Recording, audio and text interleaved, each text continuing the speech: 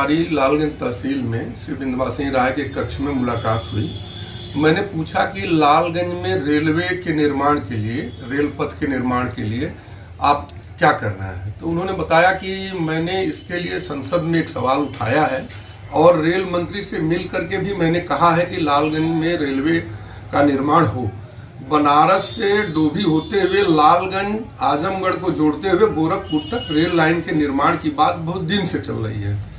स्वर्गीय सांसद थे कालिका प्रसाद जी यहाँ से, इसके बाद चंजीत यादव और संगीता आजाद, डॉक्टर बलराम, नीलम सोनकर, तमाम लोगों ने रेलवे के निर्माण के लिए संसद में सवाल उठाया, बात कहा, लेकिन न तो संसद, वर्तमान सरकार और ना ही रेल मंत्री कोई इसको संज्ञान में लेकर के कोई कार्रवाई नहीं कर रहा है। न कोई कार्रवाई होती कहीं दिखाई पड़ रही। अगर कोई कार्रवाई होते हुए दिखाई पड़ रही होती जमीन पे तो सबको संज्ञान में होता ये विषय।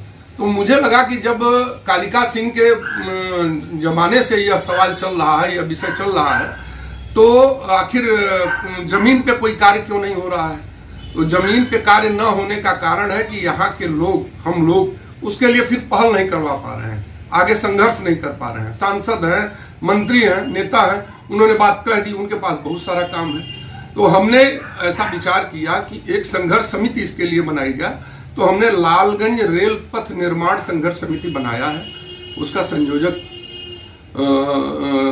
मैं हूं और उसके तत्वाधान में मैं चाहता हूं कि सबको जोड़ करके, युवाओं को जोड़ करके, क्षेत्र की जनता को जोड़ करके लालगंज में रेलवे स्टेशन बनवाने, रेलवे लाइन बिछवाने के लिए संघर्ष किया जाए। वर्तमान में भाजपा की जो गवर्नमेंट है वह अच्छी गवर्नमेंट है, विकास में रुचि लेने वाली सरकार है। हम चाहते हैं कि अगर इस सरकार में काम नहीं होगा तो फिर कभी मुश्किल हो जाएगा काम होना।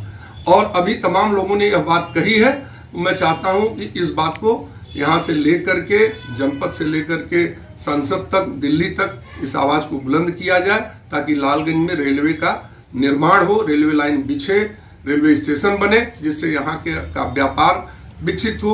यहाँ की जनता को जाना पड़ता है बॉम्बे के लिए, दिल्ली के लिए ट्रेन पकड़ने, बनारस जाना पड़ता है, आजमगढ़ जाना पड़ता है, जो है प्लेटफार्मों पे रात बितानी पड़ती है। ये समस्या खत्म हो, सीधे यहाँ से बॉम्बे और दिल्ली को ट्रेनें जाए, यहाँ का व्यापार बढ़े, ये मैं चाहता हूँ। इसी के लिए मैं आगे संघर्ष करने की तैयारी में हूँ।